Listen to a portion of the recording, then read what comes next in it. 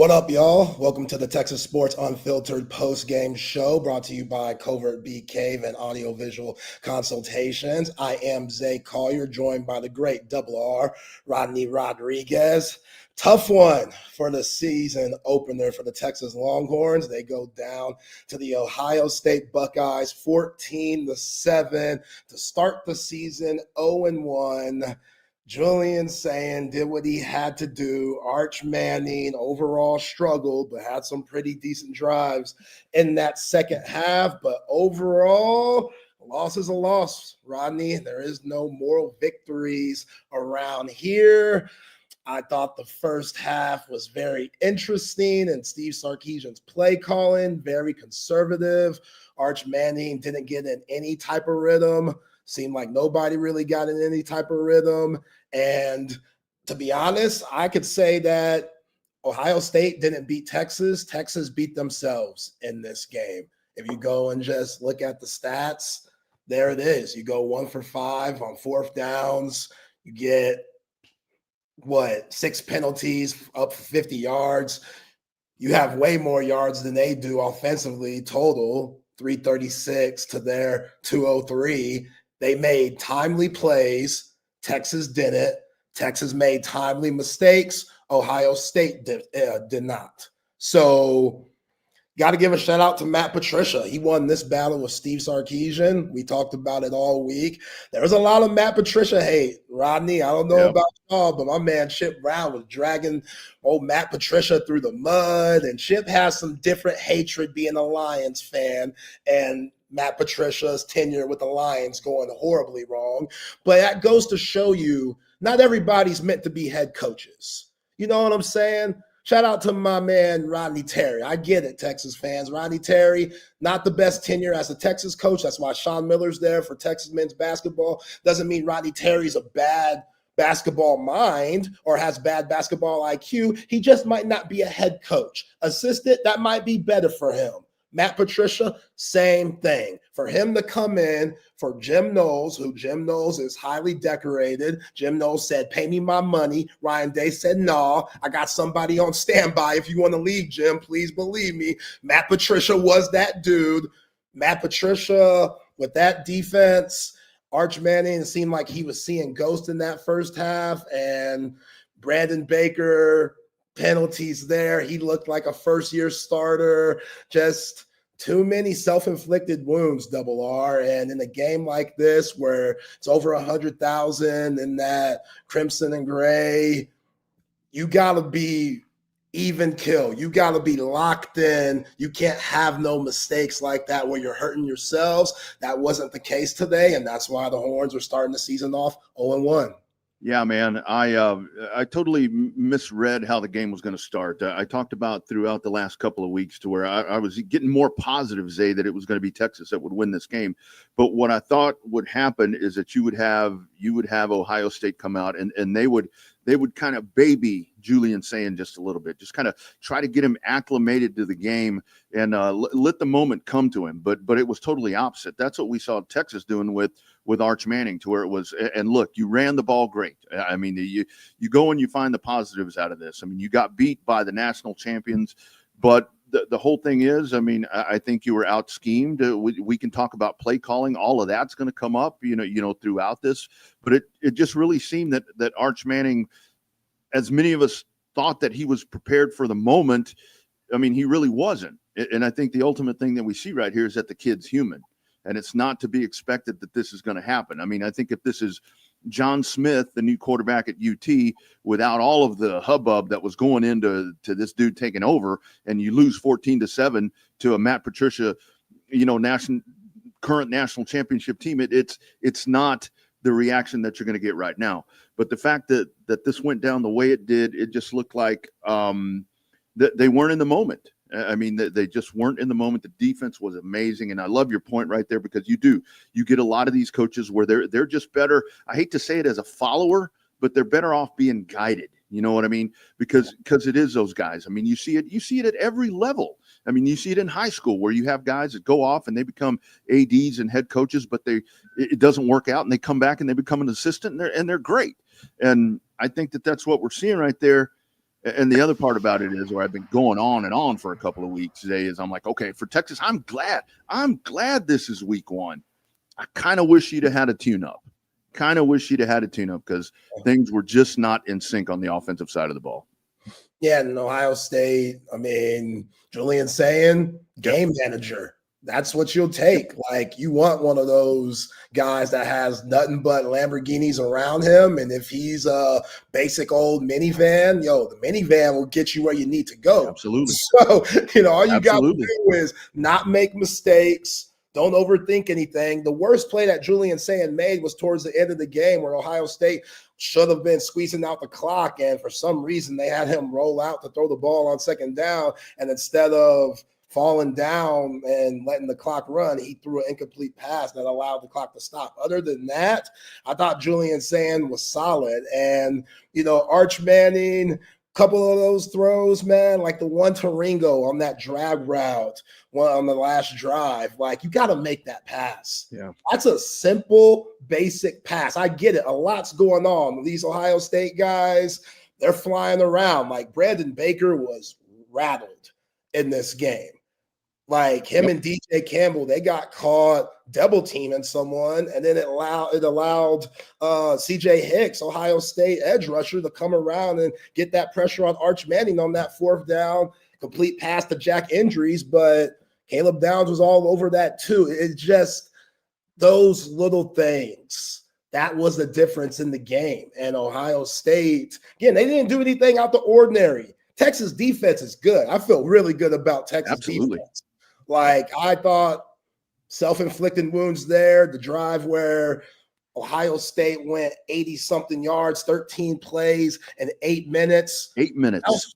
That was because of the penalties. Manny Muhammad holding on to Jeremiah Smith. Bad move. You got Colin Simmons, face mask call, his hand all up in tackle's face. Like, that's what hurt you there. I thought Jalen Gilbo was in decent position, but sometimes – when you got dogs like Carnell Tate that could just go make plays, and if you're Julian Saying and you got one-on-one, I throw it up every time. On Jalen Gilbo, I think Jalen Gilbo is a terrific player, but I also think Carnell Tate is a special type of guy too. He's a part of that wide receiver U that's so famously known up there at Columbus. So that was a big-time play from him, but I'm not trying to sound cliche, y'all. It was just basic football. Texas made mistakes. Ohio State didn't. Ohio State made timely plays. Texas didn't. Like, you get the ball on the 1-yard line and you go QB sneak, tush push, you get nothing out of that. Those are deflating plays, man. Yeah. And now your quarterback, he feels obligated that, okay, the clock's ticking. Like, we don't have many possessions left. So the next drive, he throws a horrible pass, which led to that interception by Matthews. Matthews was all over that route. I didn't know what Arch Manning was seeing there. I understand you want to give Ryan Wingo a chance because Ryan Wingo, we expect him to be a dominant player here at Texas. Everybody had an up and down day today. That 29-yard pass that Ringo caught later on in the 4th quarter where Texas was actually moving the ball, those were the flashes of Ryan Wingo, but you can't force it. And Arch had that moment where he said, I got to make a play. Matthews was all over it. It led to an interception. And then you had almost another interception. If Sonny Styles could actually pull that in, that would have changed the game there. So, was Arch Manning pushing it a little bit? Yes. But I do like the aggression. I do like the positive plays where he was able to utilize his legs and make guys miss and whatnot. You saw some flashes of C.J. Baxter early. You saw, Contravian Wiesner late where that Ohio State defense started to wear down. But the first half, that screwed you. Just not being able to move the ball. And you know what, Rodney? I'll tell you this, bro. What I saw in that first half, Stark was completely different in that second half. He was a lot more aggressive. You saw the reverse from Wingo. You saw some more shots down the field. You saw the pace picking up. In that first half, it seemed like Sark didn't trust his offense. It seemed like it seemed like he was very nervous and not confident in what his offense could do. And just the limitations that he thinks they have. You know what I'm saying? I don't know if that's just how training camp went down. And you heard the defense had a better training camp than the offense. Arch talked about how he started slow early in training camp. So just you didn't see as much, movement and motion. And Sark, he's all about giving you something early and then later on giving you those same type of sets, those same type of formations, and then kind of pulling the rabbit out of the hat and duping you on that to where you're like, oh, I've seen this before. Oh, wait. They just switched it up on us. And I thought that played to his advantage in the second half. But that first half, man, it was so bland. It was so vanilla. And I get you're trying to get Arch Manning into a rhythm, but I thought he kind of sold out on the run game. And then just those moments where I don't know if you go for it on fourth down with CJ Baxter. Like, that's what I mean on that bland play. Like, CJ Baxter, fourth down, you need about 2 yards or maybe even 1. Maybe it was 4th and 1 then earlier in that first half. But he gets stopped easy. Like, that was just 1 for 5 on fourth downs. You're not going to win many games like that. So, again, you just got to give credit where it's due. Ohio State, they came in with a solid game plan, even though they were conservative also. Them not making mistakes gave them that dub today. Now it's back to the drawing board if you're Steve Sarkisian and this Texas group. Yeah, Ohio State just did a better job of nurturing the young quarterback, and they turned him loose a lot quicker than what I mean. Arch in the fourth quarter. I mean that's what I expected that we would see. Probably the middle of the first quarter, because the first half was just ultra conservative. And the thing about it is, because we've talked about it at nauseum at different times, to where this is a different offense without Quinn Ewers, to where the running threat, I mean, with the dual threat quarterback, all of that is there, but I just think that they went to the well too many times in the first half with going to the run, because that's obviously what the Ohio State front was going to be keying on right there. I mean, you've got 2 really good running backs back there, and then the dual threat quarterback, and that they're going to be keying there. But it's just the timing, the passes were off. None of that was there in the first half, and it was just, like I said, it was a total script flip on what I thought was going to happen. And I see a lot of comments right there, with the red zone. This is where the red zone is going to be different now, because of exactly what I was just talking about, to where in the past it was, okay, Sark's not going to run the ball because you don't have the dual threat quarterback. Well, now you're going to try to stuff. You're going to try to crowd the box. Because you're probably going to run the ball. And they did the predictable. This is where I do wish Jack Endries looked really, really good. And I talked about him several different times leading up to this, to where I was hoping in those red zone opportunities that maybe you go that route. Don't do reverses, don't do sweeps and all these different things. 2 or 3 step drop, get the offensive line protecting and dump that thing off to a tight end, or dump it off to a running back out of the backfield. That's kind of the zaniness that I wanted to see in the red zone if you're not going to go to the running game. But I think it'll get to that point, but here's the other problem. I mean, I know we're beating up about we still have the red zone problem. I don't care how many they are in a game of this magnitude that ends up 14-7 against a team the caliber of Ohio State. You can't have pre-snap penalties. That is going to get you beat. And it was at the most inopportune time, Zay. And again, that's stuff that you clean up. If we were in game 5, I mean, I'd really be hitting the panic button. But like you said, I mean, you just move on, you go watch this film, and you break every freaking piece of this shit down, because you got some flaws to fix right there, because you've got 3 or 4 games here to where you can work on continuity and work on fundamentals. Appreciate Ruben, man, for the 5 spot. Good looking out there. But yeah, Rodney, like the red zone woes, you saw them jump out at you once again today. Yep. And it's like, man, I thought we had this fixed. I thought on the tush-push fail on that fourth down on that drive, on second down, they ran Arch on a just quarterback design run with no running back in the backfield. So you can't even do like an RPO action to where Arch can read the defense and give it to his running back. Like, I feel for Matt Patricia, when you see Arch back there by himself, like with the way those corners were committing, which those corners, they ate up the receivers, man. I agree with you. I like Jack injuries, the hell of a catch, knowing that he was going to take a shot down the sideline toward the end of the game for that 30-yard throw. That was Arch's best throw of the day. Maybe you could mix that Parker Livingstone touchdown in there too. But it just things like that, like the timely plays, man. Yeah. You run Arch on second down. He goes absolutely nowhere. So now you're just like, damn. You saw that last year at the Cotton Bowl, second down on that big-time stop before the Jack Sawyer scoop and score touchdown. You throw it to Contravian Wisner on the sweep, and it goes nowhere. And it kind of sets you back to where, okay, we got third down coming up. Like, where do we go from here? And then that's a fail, and you can't put it in the end zone. And now mentally, what does that mean? Like, is that a mental thing for your ball club? Because if you're Steve Sarkisian, like, you know that. And when Sark was asked that in the presser, he made a little joke about, hey, 2 years ago, 2023, we were around 50%. 2024, we were around 64% in the red zone. Yeah.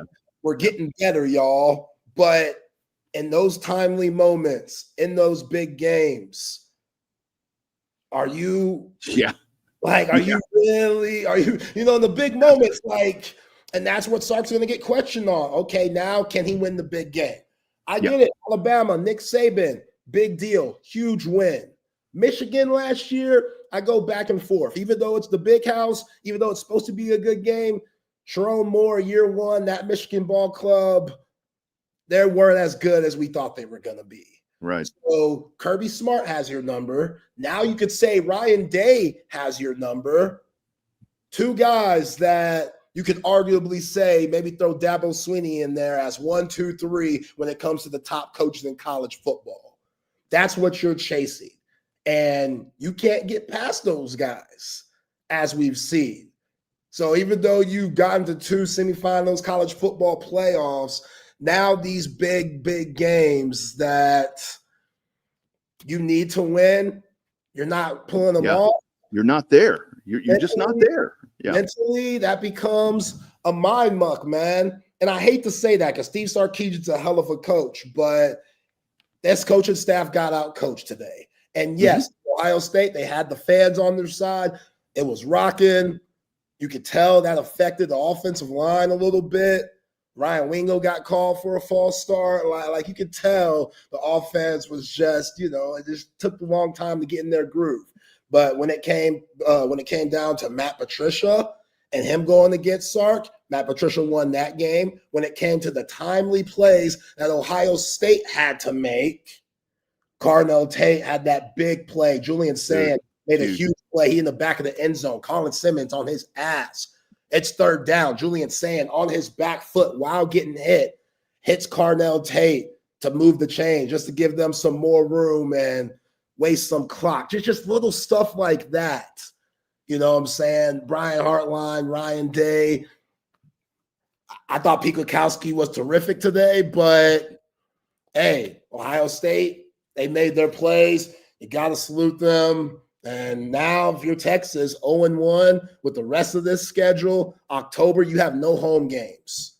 Yeah. No home games. Yeah. You still got to go to Athens. OU's supposed to be better. You still got to go to the Swamp in Gainesville to play the Gators. Still got Texas A&M coming into town at the regular season. Can't have many more losses, man. I know some are saying this year could be a 3-team loss squad. Go to the college football playoff. I believe it when I see it. I think losing 3 games, very difficult to do. If we saw that performance today, later on through the regular season against those other big games, Texas might be the 3-loss team if they show what they did. So, like I said before, Double R, back to the drawing board, man. I think this team still has a lot of good spots. I think this offense is going to come along, but Ohio State, they're that former national champs for a reason. Like, they played like it. They did their thing. This is what it is. Yeah, and you do. I mean, you do look at the positive right here. I mean, with the defense. I mean, you mentioned it a while ago where the defense has been ahead of the offense all through camp. That's usually the way it happens. I mean, this takes a little bit of time. And the other coach, I know that we're going to hear you get better from game 1 to game 2. You look at your game 1 opponent versus game 2. I don't care what you do, you're gonna get better because you're not playing Ohio State. But this defense. That I mean, there have been a lot of folks that have talked about this maybe being the best defense in the country, and I mean, we saw that when you've got guys like Grayson Littleton making timely plays. I mean, you go and you look at that dude in the box score, and it's like I guess he may have had a tackle, whatever it was, but it's the timeliness of the plays, and the defense is very aggressive, and they did a good. I mean, the stops, the short down situation stops, the TFLs. I mean, all of that was there. I mean, LaFau was great. I mean, he had the one penalty, which I guess that was on an offsetting situation. But you go in and you look, and if this offense, once this offense is able to gel itself, I think you've got a complete football team. And the other part about this is with Arch Manning that a lot of people just with the whole Arch effect haven't really been thinking about is you don't have. I mean, we think it's going to be Ryan Wingo. We think it's going to be DeAndre Moore. That we thought that there's obviously still not a solidified number one. I mean, Livingstone with the touchdown. I mean, that dude looked great. He made timely plays as well.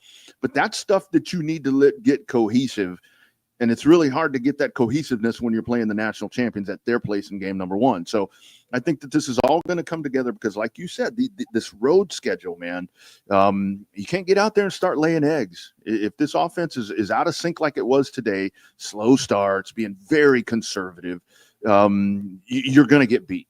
You're going to get beat. You're going to get beat a few times, and you can't let that happen if you're really thinking that you want to chase a national championship. Yeah, I don't think any of us, which the whole TSU crew was wrong. We all got it wrong. Winning today. And I think all of us had Texas scoring more than 7 points today. So that was a big shocker. I don't know if it's this Ohio State defense that's that good or this Texas offense is that bad right now, but we will see. Texas goes down in Ohio State. In Columbus, 14-7 to go 0-1 to start the 2025 season. Let's get to some of our terrific sponsors like Gobundance. Texas football is built on legends, from Darrell K. Royal setting the standard to Mac Brown bringing home a national title, to Vince Young and Colt McCoy leading by example. The Longhorn way is more than talent. It's about discipline, brotherhood, and rising to the occasion. That's the same spirit behind Gobundance, a community of high-achieving men, business professionals, investors, and leaders who push each other to win, not just business, but for life. So if you're ready to live like a champion, then Gobundance is your team. Join the tribe today at www.gobundance.com/TSU. You spell that GOBUNDANCE.com/TSU. Yeah, Double R, Arch Manning in his first start as the starter, 17 for 30, 170 yards, 1 touchdown, 1 interception, 10 carries, 38 yards, the longest being 15 yards. And he looked like a guy that hasn't played much football. Yeah. Yeah, right. He looked like a guy that hasn't played much football. And Julian saying, with it being his first start and being the first start player to beat a number 1 team, when you got Jeremiah Smith, when you got Carnell Tate and, big time players around you, I thought CJ Donaldson's going to be really good for them. He's their lead back. Yep. I know we heard all this crap about James Peoples having the breakout year, and people assume that James Peoples, with how good he was at training camp for the Ohio State backfield, to be that RB1. Nah, CJ Donaldson's that guy. And they didn't even run the ball effectively, Double R. They only had 77 yards on 34 attempts, 2.3 yards a carry. So if you're Pete Kwiatkowski, you'll take that. Absolutely. And then if you look at Julian Sayers' stats, 13 for 20, 126 yards. You look at Jeremiah Smith, 6 catches, 43 yards, no touchdowns. You'll take that. If you asked me that yesterday and threw out those stats that I just gave you, Texas wins. Yeah. Texas wins this game. Like that's what's crazy about it. That's what, if you're Steve Sarkisian, you can feel good about, because your defense, they're going to keep you in the ball game each and every week. Yes, they had their mistakes, Carnell Tate beating Jalen Gilbo, who I thought played decent defense. Just Carnell Tate made the better play. Malik Muhammad hold to keep that drive going. The Colin Simmons face mask to keep that same drive going that led to the C.J. Donaldson 4th down touchdown, which on that play, Leonga Lafau was right there to shoot the ball. Yeah. And that guard, which C.J. Donaldson, this is a really good job in the red zone, because he just basically used that guard as a shield to dive in the end zone. That guard was blocking and kind of fell into the gap that Leonga Lafau was shooting. And that was a place to stop C.J. Donaldson on that 4th down. And I thought he had it, but the guard fell a certain way to where Leonga Lafau couldn't take the best angle. And C.J. Donaldson did a hell of a job just leading that from that guard to get in the end zone on that play. But it was that possession, and it was the Jalen Gilbo mishap on Carnell Tate, which Julian's saying, good play, man. Again, if you have that matchup, throw it up and see what happens. Yeah. Arch Manning tried to do the same thing with Ryan Wingo. Jeremiah Matthews wasn't having that. Jeremiah Matthews is a solid corner. They've been talking very highly of him up there in Columbus. He was good. I know Parker Livingstone got him on a hell of a play on that Arch Manning touchdown later in the second half, but he's the one that jumped that pass that almost led to the Sonny Styles interception. So they were flying around. They weren't going to let Arch Manning beat them over the top. They were going to say, if you want to throw it this deep, okay, our corners are going to be here. Like, you're risking it trying to throw deep. And all the check down stuff, all the easy stuff, they were keeping plays in front of them, and they were just allowing Texas to make those mistakes on their own. Yeah. Texas to get caught with those false start penalties and whatnot, those just random holds and things. DJ Campbell, he got called with a hold, so can't beat yourselves. The penalties, 6 penalties, 50 yards against Ohio State's 2 penalties for 15 yards. Ohio State wins the turnover battle. Texas completely loses the 4th down battle, going 1 for 5. That's the game right there. And it doesn't take Albert Einstein to figure that out. Yeah. And the thing about it was, with the penalties and with the mistakes, it was just the timing of it, especially in a tight ball game like this. But you have to applaud Ryan Day and the Ohio State staff. For a lot of reasons. They won the football game. I mean, they came out and boom, it's done.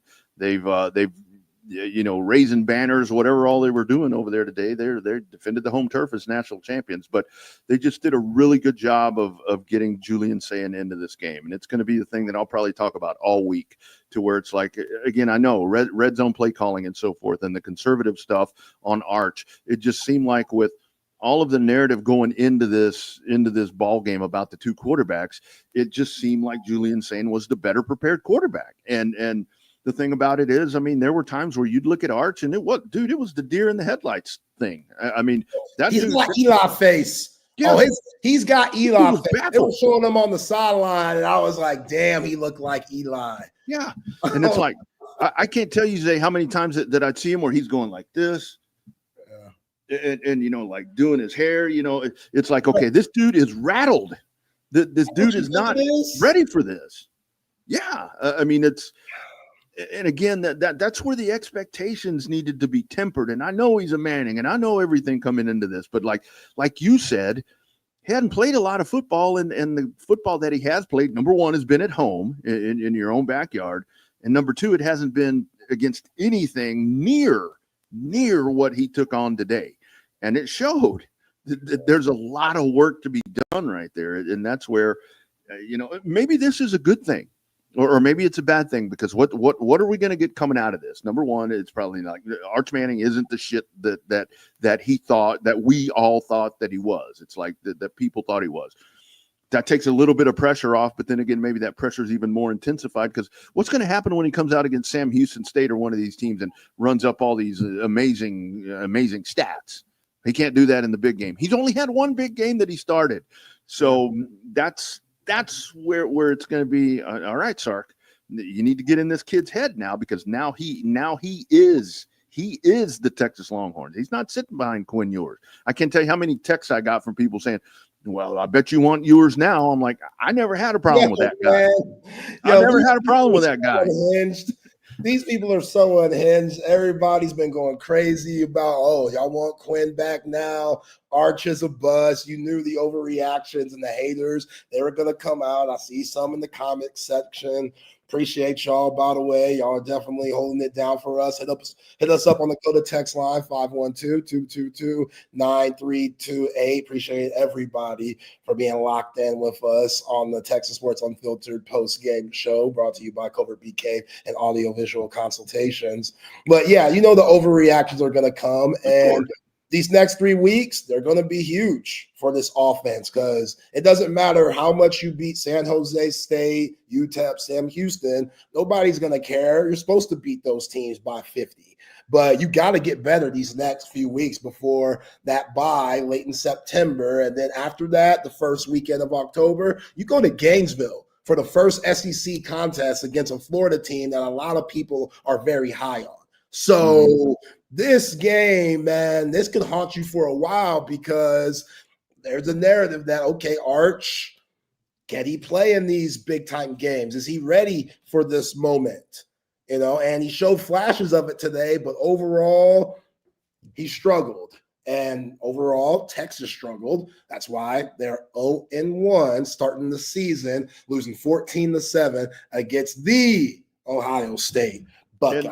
And Zay, I will tell you right now, if I didn't cover Texas football, and I wasn't a Texas football fan all of my life, what I would be saying, and I know this is next, to where it's like, okay, they can't get by Georgia, and now they can't get by Ohio State.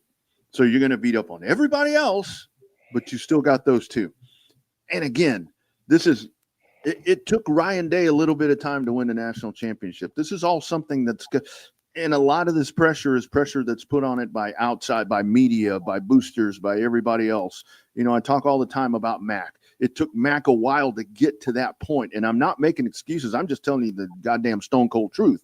It took a little bit of time, but this is where you get back to some of the, like we talk about with the first half, with some of the play calling and the conservativeness. This is where maybe you do question, not is this the right head coach?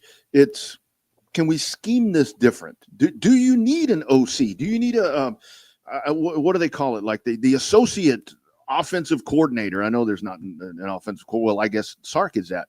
Do you need an associate? Do you need somebody to help you do that?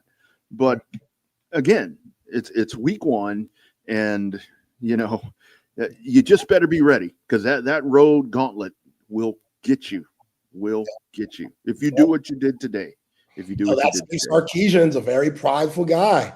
And I know. Has yet to want to give up the responsibilities of calling plays for his offense. Ryan Day did that, and the national championship came with it by having Chip Kelly come in and call that offense. Now Chip Kelly off to the Vegas Raiders, but Ryan Day, he used to call plays, and he said, you know what, as a head coach, maybe it's best for me to be CEO of the program rather than just focusing on the offense. I'll still have my say, obviously, but allowing somebody else to have that might change things up. Sark has yet to do that, to what you're alluding to, Rodney. And yeah, sometimes it looks like it could be a problem, but let's get to the offensive player of the game, which is going to be tough, but brought to you by Clean Cause. Our friends at Clean Cause are on a mission to energize lives with a purpose. They craft refreshing, better-for-you, sparkling verba mate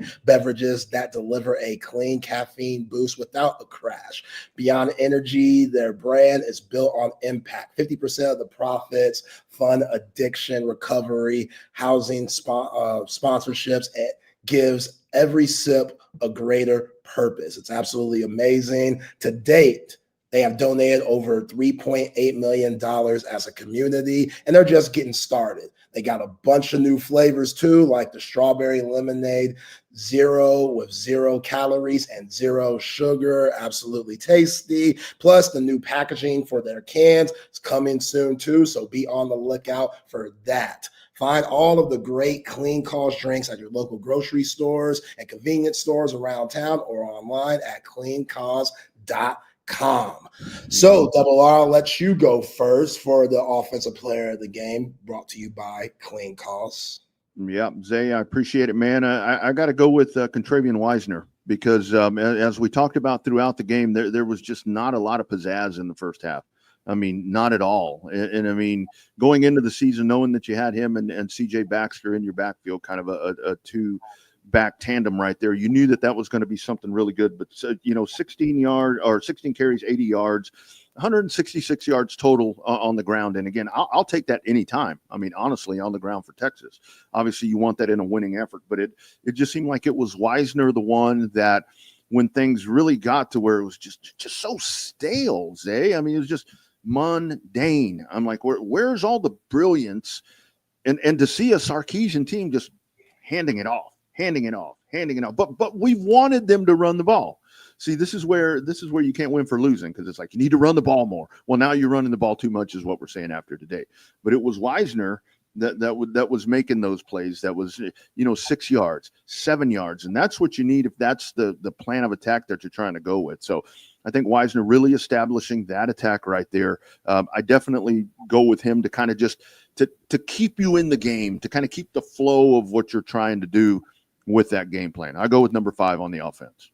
Yeah, I don't like him on kick return. I think he's too valuable to be there. And and like there were times where he called it in the end zone and he took it out and only got 15 yards. Dude, if you down it or call a fair catch, you're on the 25-yard line. I get you want to make a big play and you want to ignite some spark or energy for your team, but it only backfired there. But yeah. And Zay, Ryan Niblett, when Ryan Niblett's back there to catch a punt, if you're not going to run that thing, stay away from the ball. That dude's like standing around the bouncing ball. I'm like, dude, get away from that. Anyway, sorry to interrupt you. No, I get it. I mean, yeah, special teams, you really didn't see them come into play today. I thought they could have rushed more to try to get one of those, maybe a block punt when Ohio State was punting from their own end zone, but that didn't happen. And yeah, only 16 carries for Contravian Wisner, 80 yards. I would up that. But Ohio State, they made timely stops. They had timely stops at times on first and second down, which led to third and longs. And Arch kind of struggled in those moments, which led to those fourth downs that 1 out of 5 times, that's all you got on fourth down. So, that's tough right there. My offensive player of the game, brought to you by Clean Cause. I'm going to go with Parker Livingstone. He just showed enough flashes, and, that touchdown, that was a big-time play to just get that separation.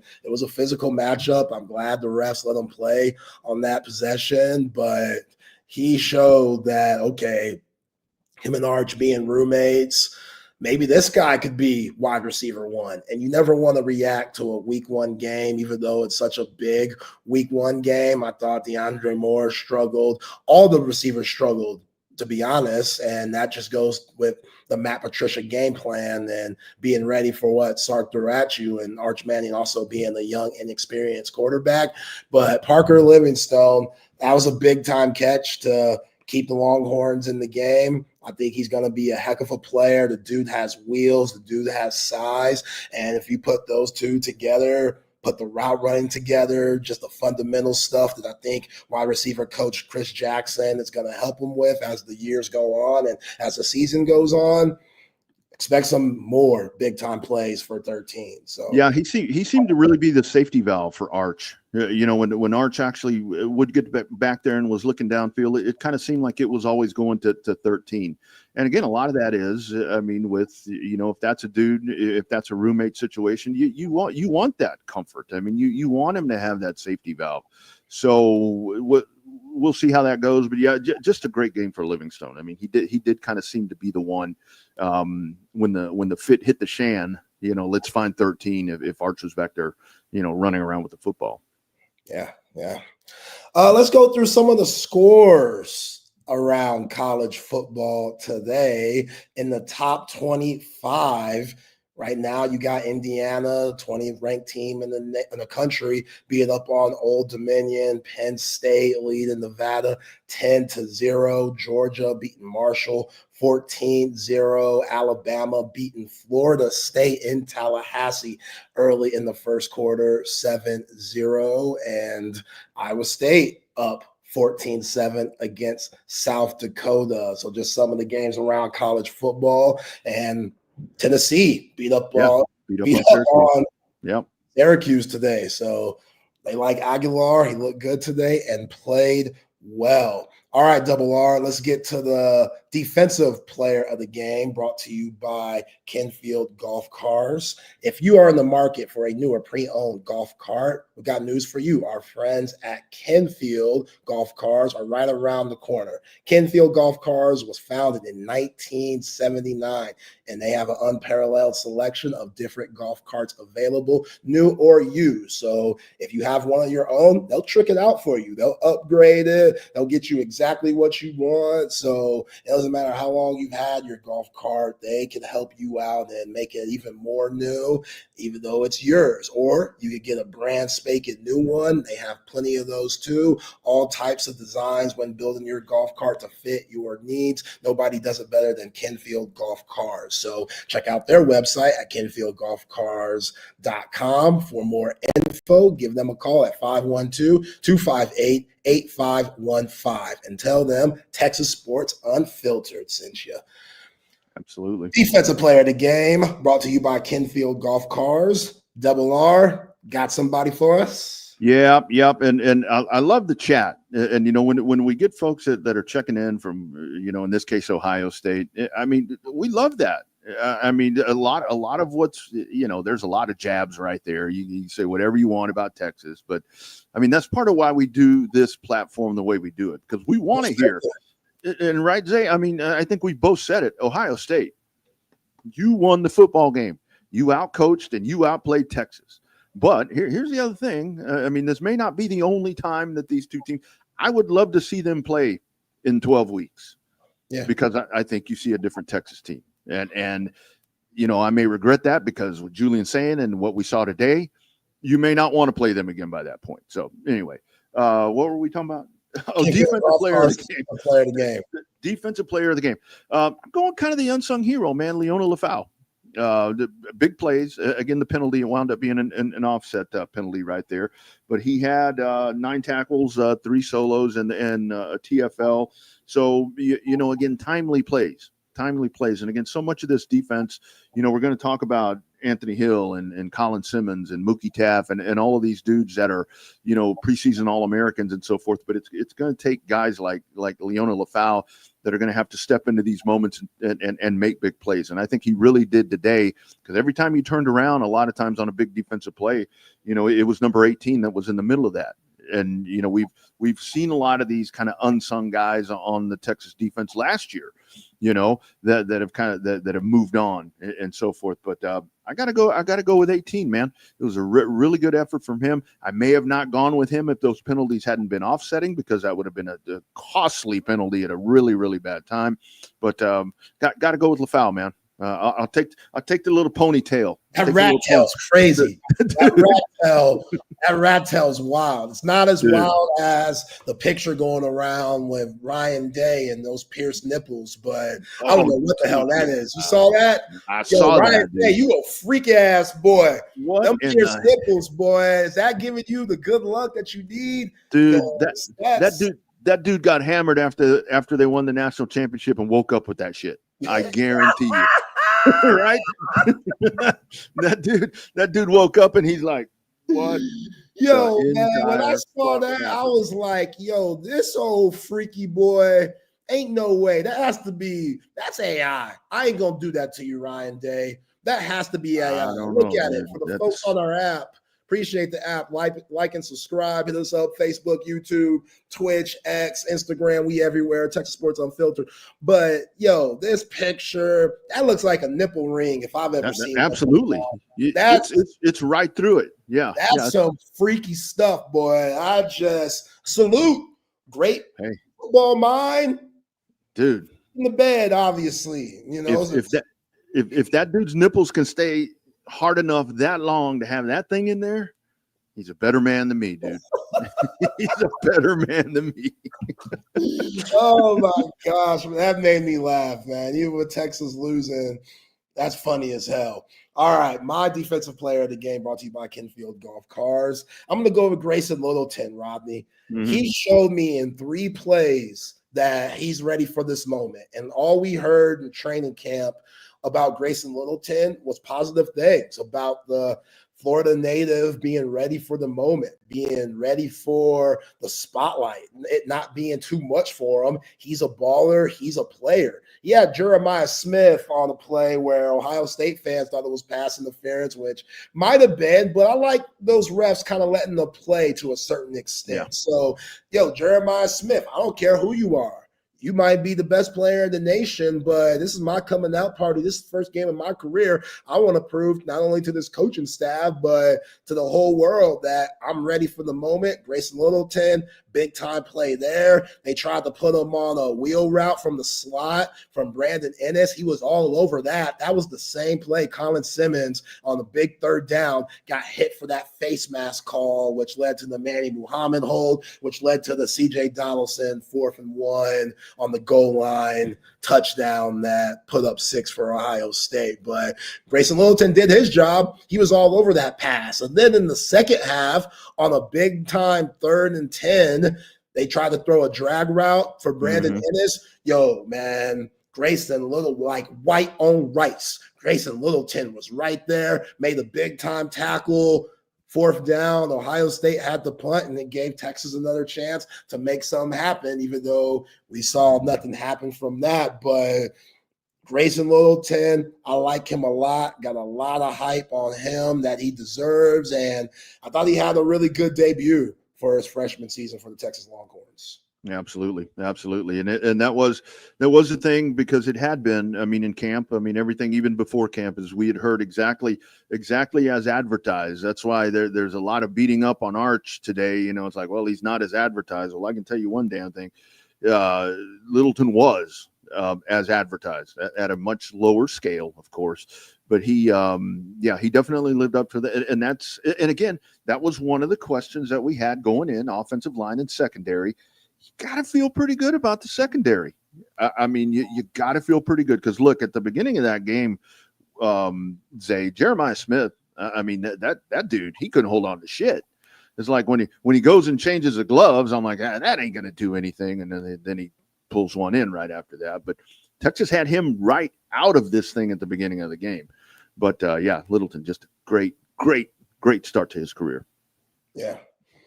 And Josh, like, I get it. Like, Ohio State, they're a good team. We gave Matt Patricia love. You've been listening to the whole show. We've given Matt Patricia love, Yeah. Ryan Hartline and Ryan Day love. They were more prepared. They were the more disciplined team, which is better coaching than what we saw from Steve Sarkisian's crew that had 4 more penalties than they had. So, yes, I thought Texas, even though Ohio State had a great game plan overall, take out those penalties. Texas beating themselves.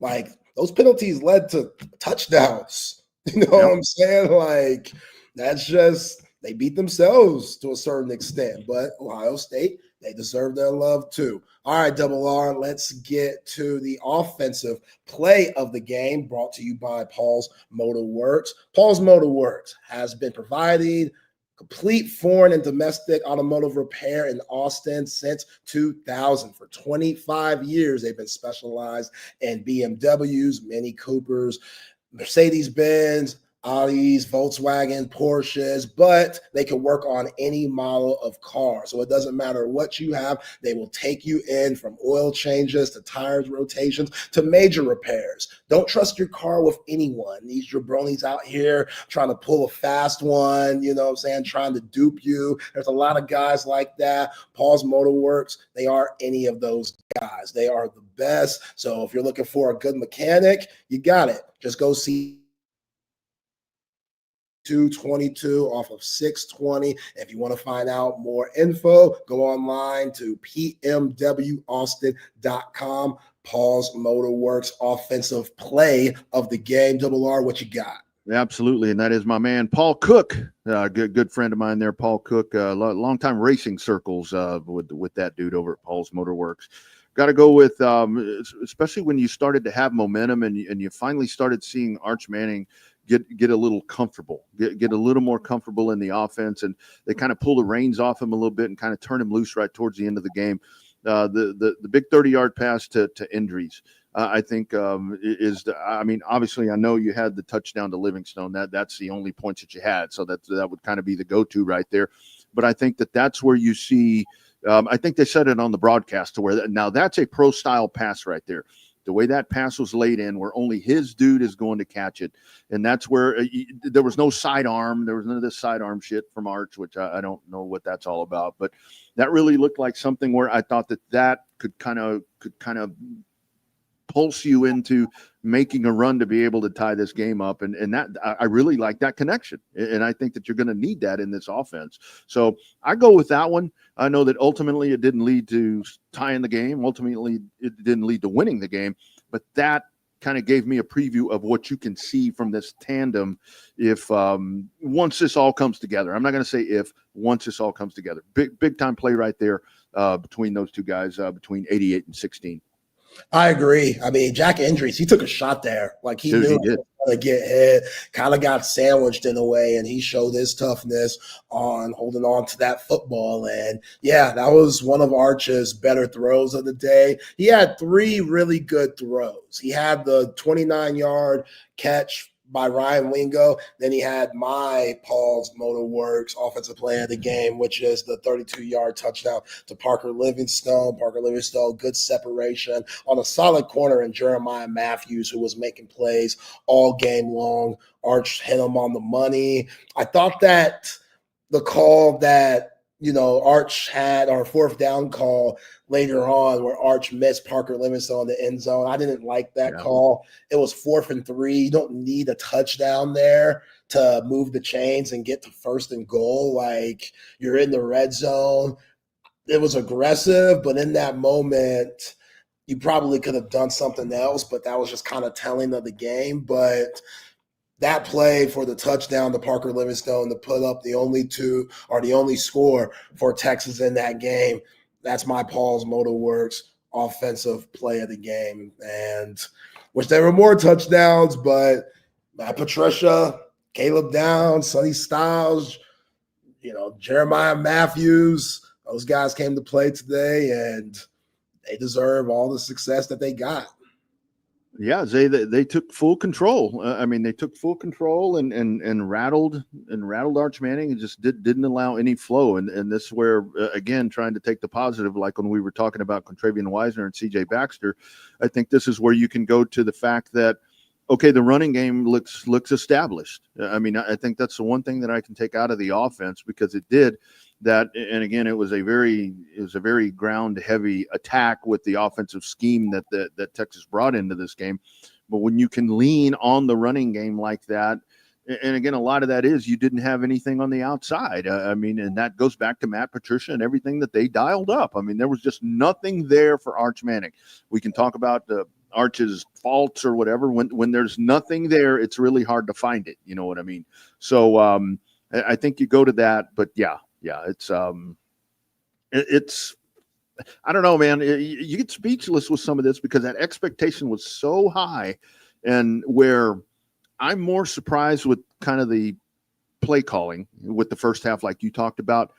But then again, I'm not surprised with the result that it ended up that way with that conservative game plan. So I don't know if that makes any sense. Yeah, and you question why it's so conservative. I think that Yeah. number one reason for that is Sark does not trust this offense yet. No. It's whether it's the wide receivers on their responsibilities, this offensive line, Arch Manning, or all three above to some sort of extent. Like he just doesn't, he didn't trust it. And in the second half, he had no choice but to let them hang and spice it up a little bit. And it was too little too late. You didn't get those fourth down conversions. Arch Manning throws an interception, but they were moving the ball in the second half. They look at the stats, stats ain't lying.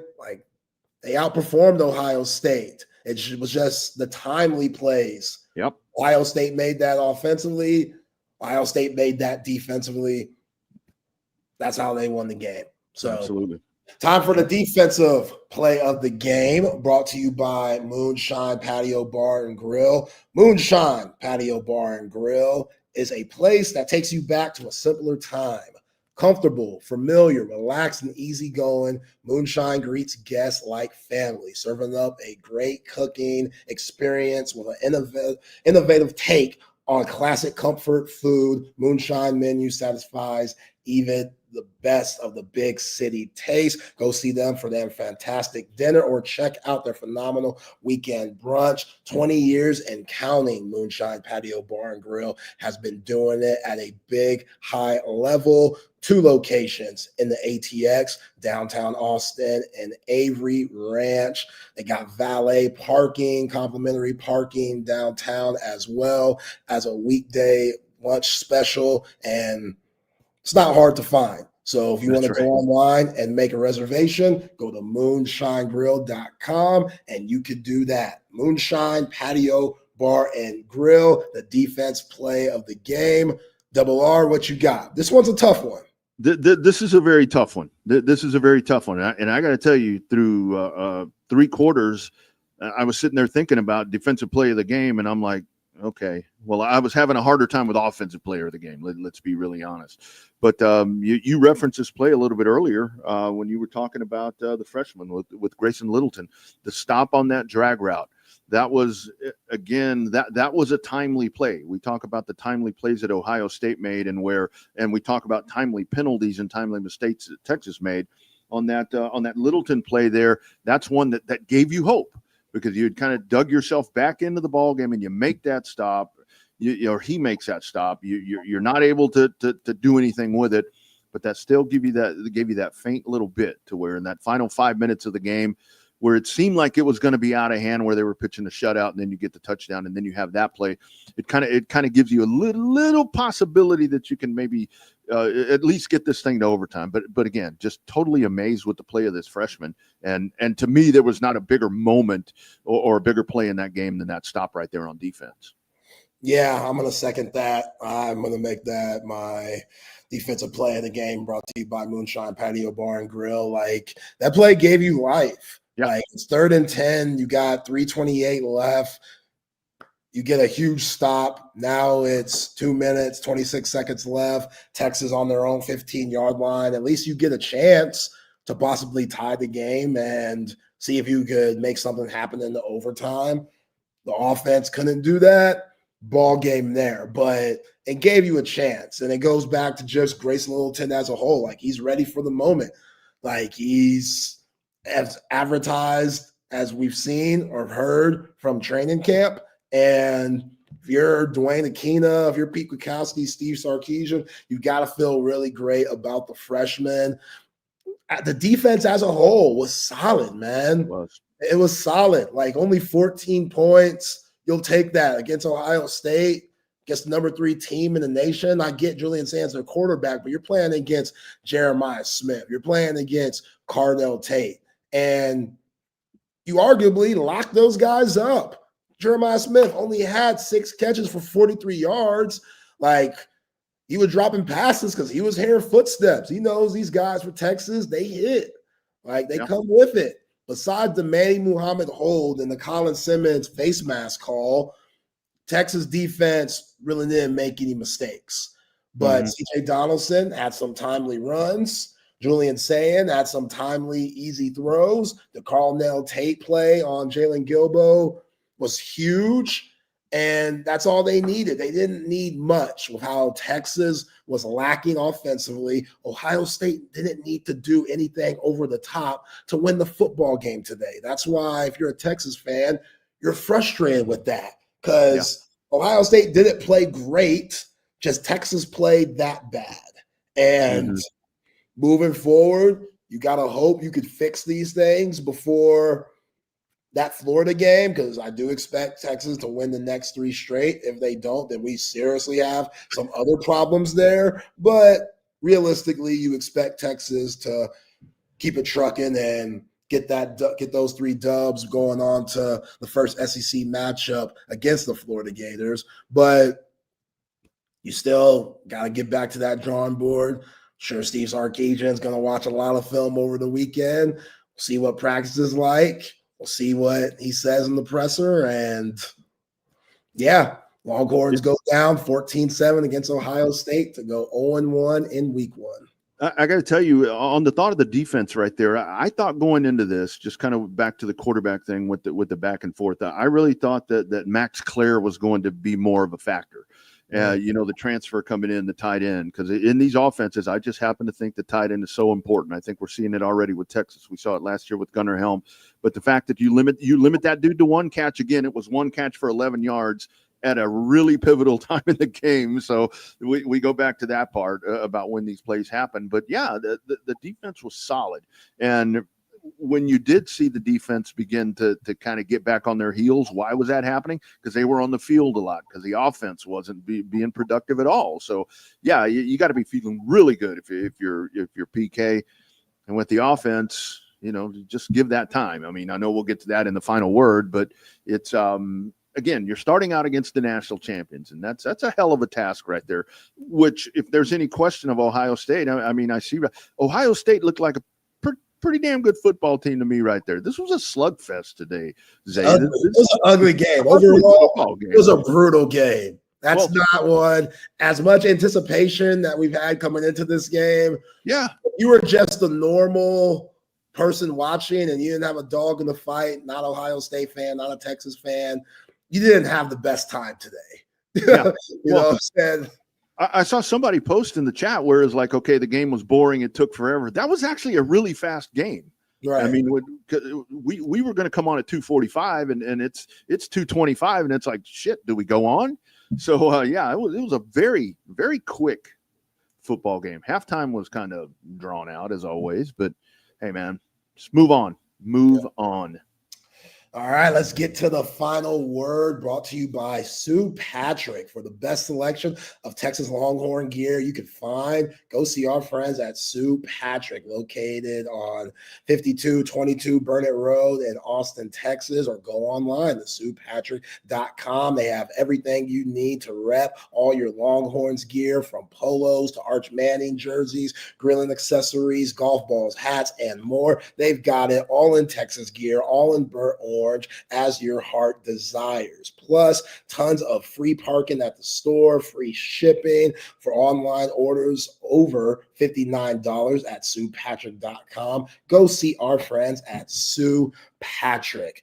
The Sue Patrick final word, double R, take it away. Breaking news. The kid is human. The kid is human. Arch Manning is human. Let's quit worrying about Heisman's.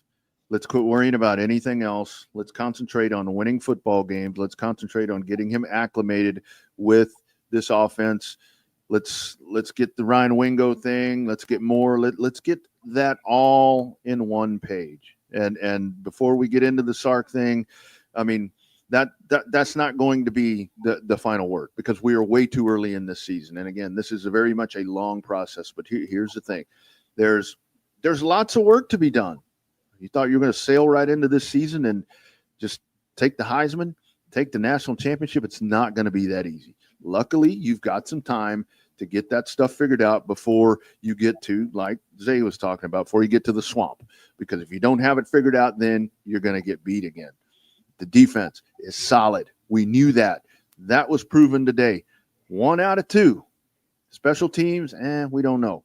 but just don't panic. Don't panic. There's a lot of football to be played, and if you're a Texas faithful, maybe you're not drinking that burnt orange Kool-Aid quite as much as you were before this day, this morning. But I don't think that I would jump off of the wagon just yet. Not quite yet. Yeah, I agree. Arch Manning, 17 for 30. Those 13 missed throws weren't good.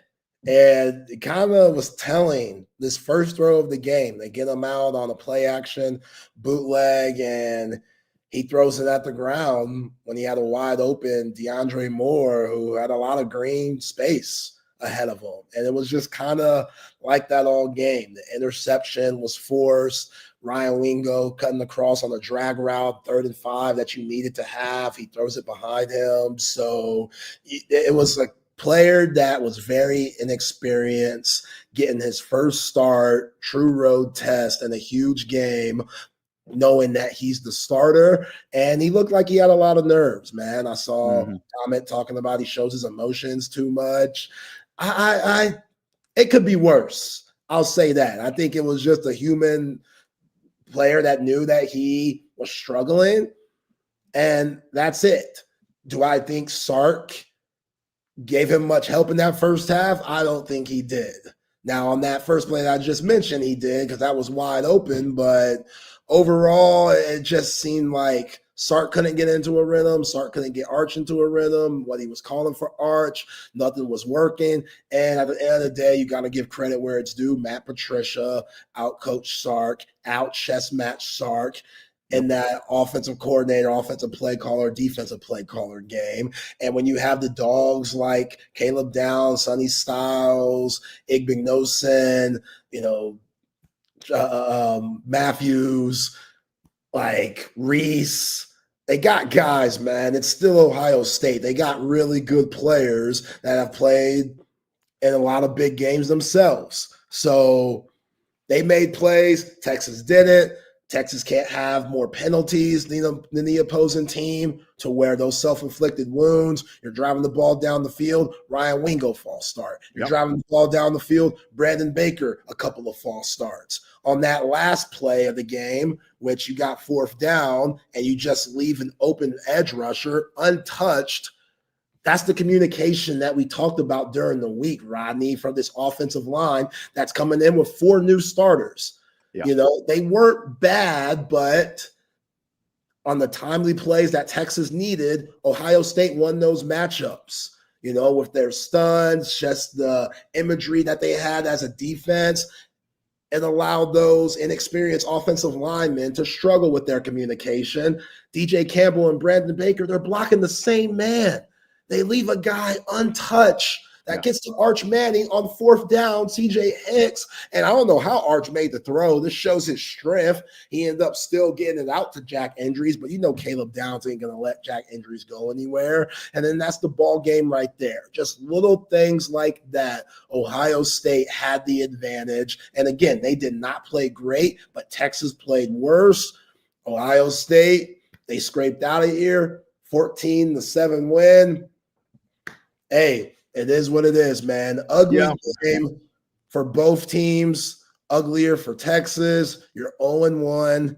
Schedule doesn't get much easier, especially in the SEC. And now you're going to feel that pressure of, okay, we can't have too many losses if we want to get to our ultimate goal. And that's playing in the college football playoff, and that's playing for a national championship.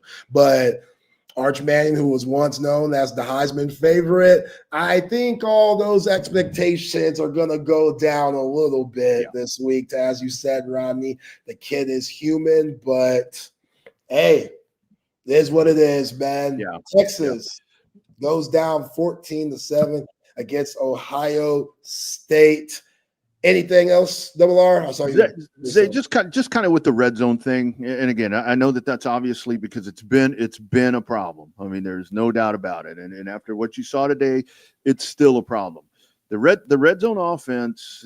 This is where, again, this is going to be a work in progress, because it was the Hail Mary was going to be with the dual threat quarterback, with Arch Manning coming in, the red zone offense was going to be fixed. That was just kind of the belief. It was good. Everything that Quinn couldn't do, Arch can do or poses that threat, and that was going to take care of that. You just mentioned it. You've got a revamped offensive line.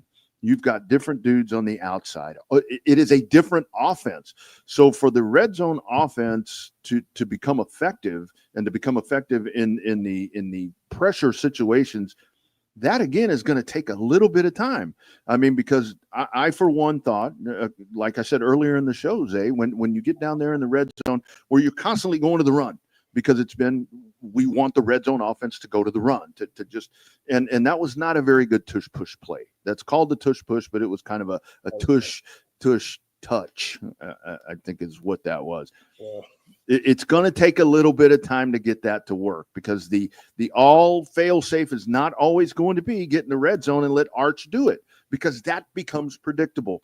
And when you get coaches like Matt Patricia and all these really, really smart defensive coordinators that are on the schedule still for Texas to play, that's what they're thinking that Texas is going to do. So again, give that a little time.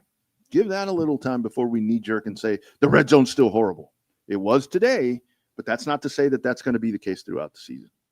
Yeah, that narrative, I think, which it's valid and it's not. Sure. It's valid because of what we've seen these last few years. And then the big moments, 2023, Oklahoma, you get 4 chances on the 1 yard line. You can't put it in. Ohio State, you get all those chances. You can't put it in there. Like the timely ones and the miscues, we remember. How it's unfair is this is a new team, so we don't know yet, but we're going off of the past and Steve Sarkisian's history. Right. And for this brand new team that has 8 new starters against a very good defense, against a really good defensive coordinator in a very hostile environment. Yeah, that's what you saw. Mm-hmm. Yeah. Well, that's what you saw, you dig? So I hope it gets better, but early on in this game, not yet. It is a work in progress. This team is a work in progress. It is a long season. Texas fans, stay positive, stay upright, keep on believing. There can be a team that has lost games that have won the national championship. We saw that last year with Ohio State, who lost 2 games. So it is possible to lose during the regular season and win a natty. Do not go jumping off the roof yet.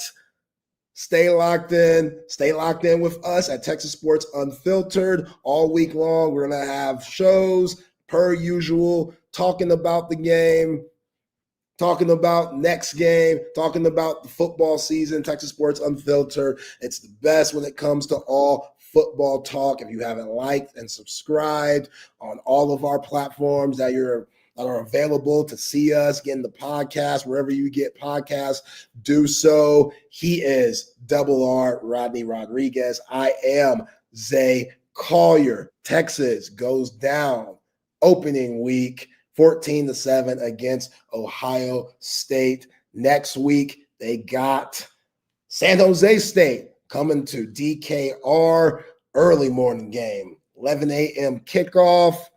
I don't know how hot it's going to be. We're getting kind of a cold front this week because of the rain. So, and cold front, I mean, it's going to be in the 80s. So that's 89.